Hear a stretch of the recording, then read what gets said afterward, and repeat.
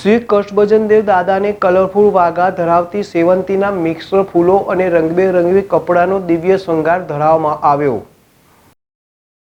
સ્વામિનારાયણ મંદિર વડતાલ ધામ સંચાલિત સુપ્રસિદ્ધ યાત્રાધામ સારંગપુર ધામ કષ્ટભંજન દેવ હનુમાનજી મંદિર ખાતે પરમ પૂજ્ય શાસ્ત્રી સ્વામી હરિપ્રકાશદાસજી અથાણાવાળાની પ્રેરણાથી તેમજ કોઠારી વિવેક સાગરદાસજી સ્વામીના માર્ગદર્શનથી તારીખ 11/3/2025ને મંગળવારના રોજ સારંગપુરમાં કષ્ટભંજન દેવ દાદાને કલરફુલ વાઘા ધરાવી સેવંતીના મિક્સ ફૂલો અને રંગબેરંગી કપડાનો દિવ્ય શૃંગાર ધરાવાયો હતો।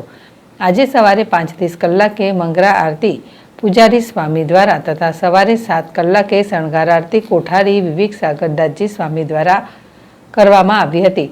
આજે અનેક હરિભક્તોએ દર્શનનો લાભ લઈ ધન્યતાનો અનુભવ કર્યો હતો।